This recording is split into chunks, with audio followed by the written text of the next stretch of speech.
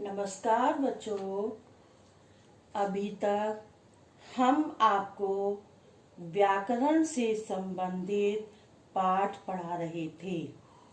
अब आज मैं आपको शेमुशी का द्वितीय पाठ स्वर्णकाकः पढ़ाने जा रही हूँ।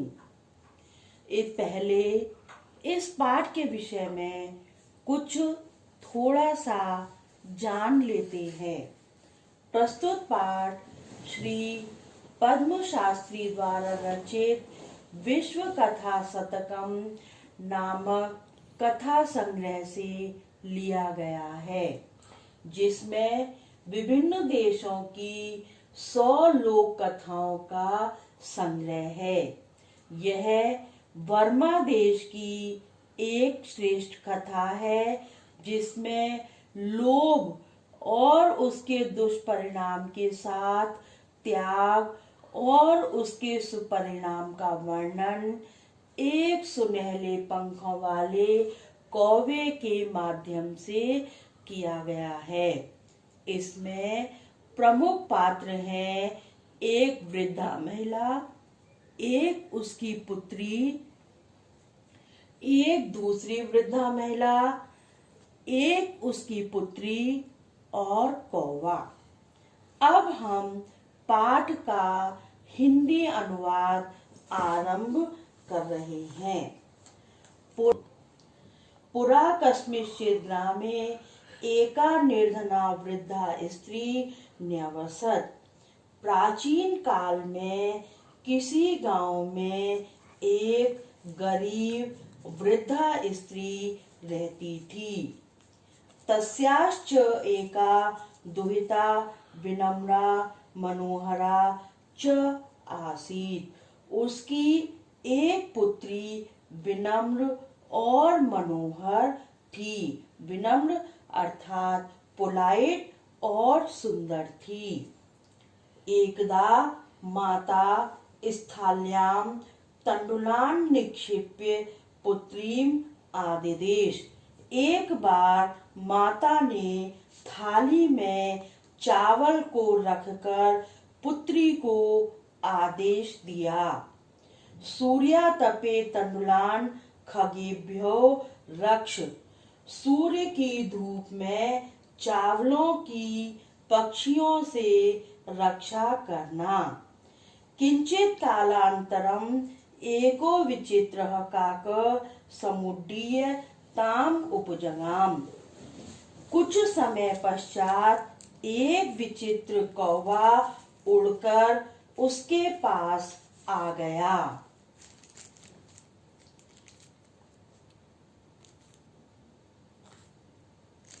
नेतादृशः स्वर्णपक्षो रजत चंचू स्वर्णकाकः तया पूर्वं दृष्टः। उसके द्वारा ऐसा सोने के पंख वाला और चांदी की चोंच वाला सोने का कौवा कभी नहीं देखा गया था। तम तण्डुलान् खादन्तं हसन्तं च विलोक्य बालिका रोदितुम् आरब्धा।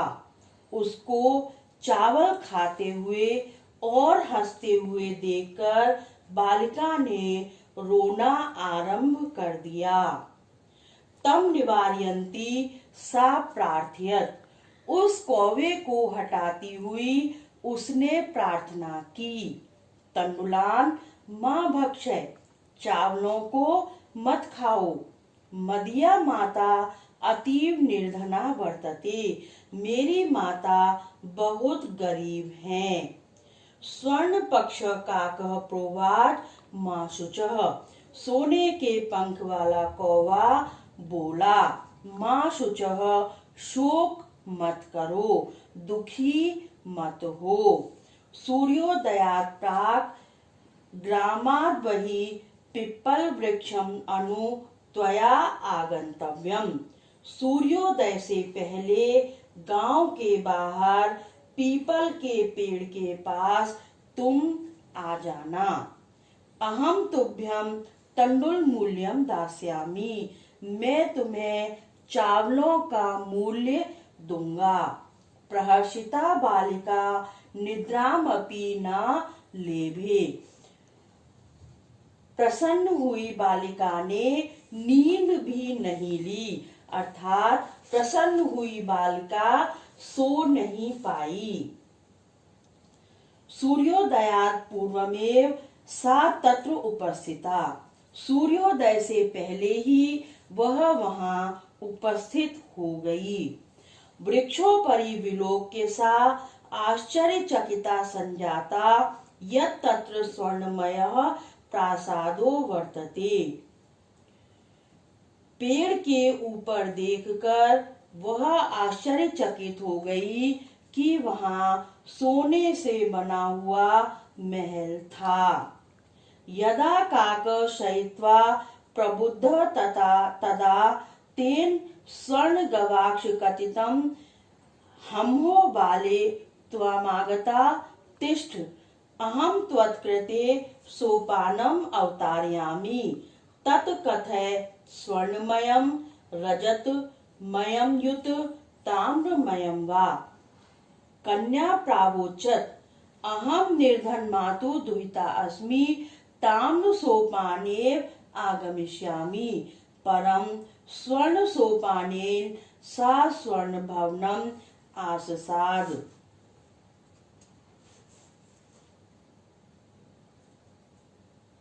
पेड़ के ऊपर देखकर वह आश्चर्यचकित हो गई, क्योंकि वहां पर सोने का बना हुआ महल था। जब कौवा सोकर जागा तब उसने सोने की खिड़की से कहा, हे बाले, तुम आ गई हो, तिष्ठ, रुको, मैं तुम्हारे लिए सीढ़ी उतारता हूँ। अब बताओ, सोने की सीढ़ी, चांदी की सीढ़ी अथवा तांबे की सीढ़ी? कन्या प्रावोचत, कन्या बोली, मैं गरीब माता की बेटी हूँ, तांबे की सीढ़ी से ही आ जाऊंगी, लेकिन उसके लिए सोने की सीढ़ी के द्वारा वह स्वर्ण भवन को प्राप्त हुई। चिरकालं भवने चित्र विचित्र वस्तूनि सज्जितानि दृष्ट्वा सा विस्मयं गता। बहुत समय तक भवन में चित्र और विचित्र अजीबोगरीब वस्तुओं को से सजा देखकर वह आश्चर्यचकित हो गई। श्रांताम ताम विलोक्य काकः प्राह, थकी हुई उसको देखकर कौवा बोला, पूर्वम लघु प्रातराशः क्रियताम, पहले थोड़ा सा नाश्ता कर लो। वद तुम बताओ, स्वर्ण स्थाल्याम भोजनम करिष्यसि किं वा रजत स्थाल्याम उत ताम्र स्थाल्याम, क्या सोने की थाली में भोजन करोगी या चांदी की में या तांबे की में? बालिकाम व्याजहार, बालिका बोली, ताम्र स्थाल्याम एव अहम निर्धना भोजनम करिष्यामि, मैं निर्धन तांबे की थाली में ही भोजन करूंगी। तदा सा कन्या आश्चर्यचकिता संजाता, तब वह कन्या आश्चर्यचकित हो गई। यदा स्वर्ण काकेन स्वर्ण स्थाल्याम भोजनम परिवेशितम, जब सोने के कौवे के द्वारा सोने की थाली में भोजन परोसा गया। नातेद्राक स्वाद भोजनम अद्यावधि बालिका खादितवती, अभी तक ऐसा स्वादिष्ट भोजन बालिका ने नहीं खाया था। काको ब्रूते, कौवा बोला, बालिके अहम इच्छामि यत्त्वं सर्वदा चात्र तिष्ठ परम तव माता वर्तते च एकाकिनी। कौवा बोला, बालिके, मैं चाहता हूँ कि तुम हमेशा के लिए यहाँ पर रुक जाओ, लेकिन तुम्हारी माता एकाकी है। त्वं शीघ्रमेव स्वगृहं गच्छ, तुम शीघ्र ही अपने घर जाओ। इत्युक्त्वा काकः कक्षाभ्यन्तरतिस्रो मंजूषा निस्सार्य ताम प्रत्यवदत्। यह कहकर कौवे ने कमरे के अंदर से 3 पेटियां निकालकर उसको बोला, बालिके, यथेच्छं गृहाण मंजूषाम एकाम। बालिका, जो इच्छा हो एक पेटी को ग्रहण करो। लघुतमा मंजूषाम प्रगृह्य बालिकया कथितम इयमिदेव मदीय तंडुलानां मूल्यम। सबसे छोटी पेटी को लेकर बालिका के द्वारा कहा गया, यह मेरे चावलों का मूल्य है।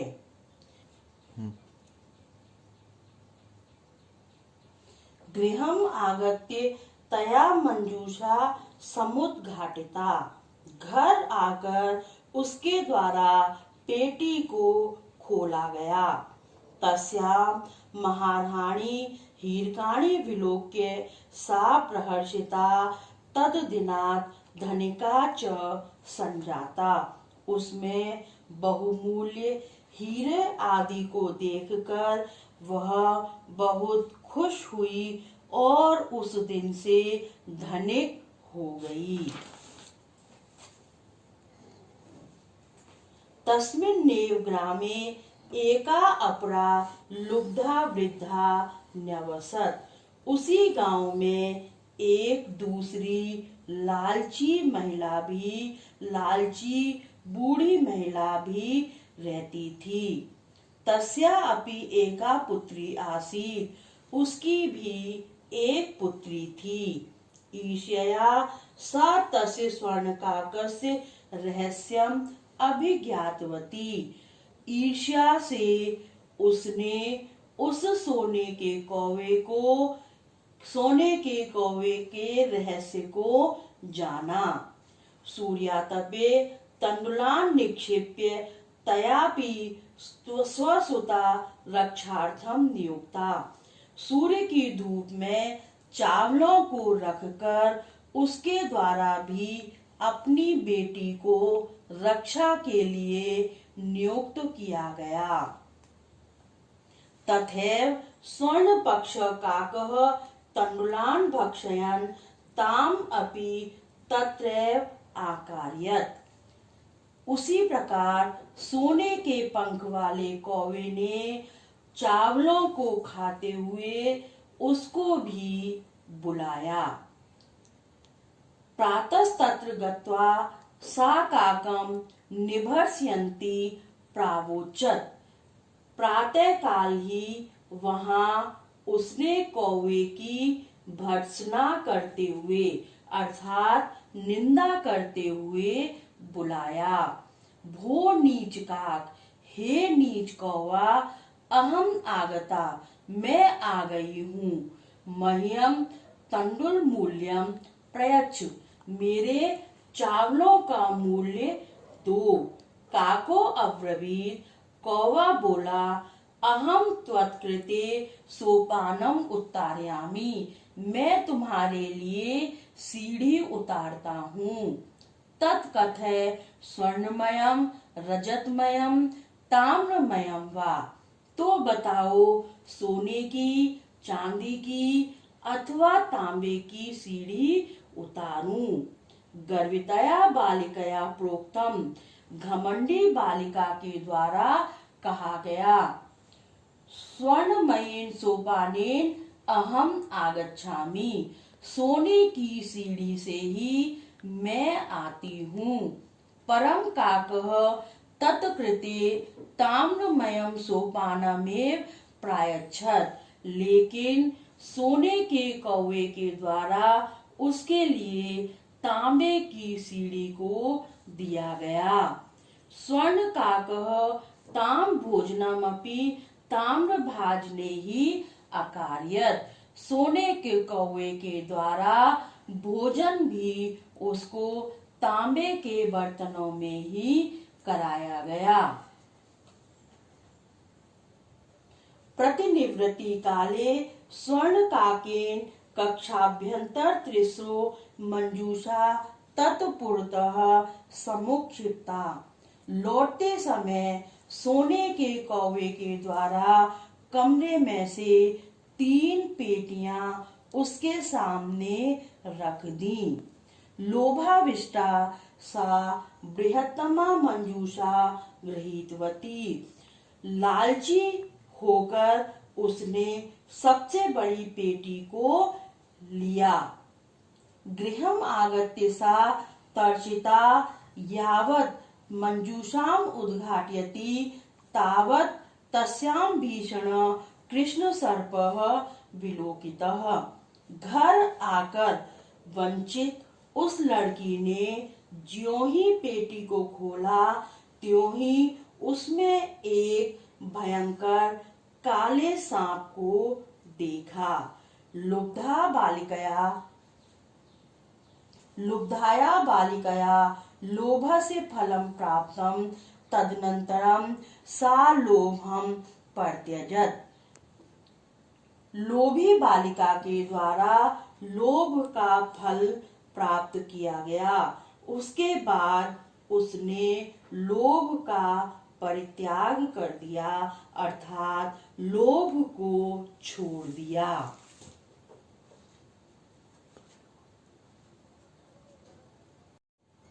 बच्चों, ये इस पाठ का हिंदी अनुवाद है। कहानी बहुत रोचक है, आपको समझ में आ गई होगी और हो सकता है आपने ये कहानी पहले पढ़ी हुई हो, नंदन चंपक आदि में। इसके प्रश्नोत्तर, इसके अभ्यास मैं आपको भेज रही हूँ, आप ध्यान पूर्वक उसको पूरा करेंगे। धन्यवाद।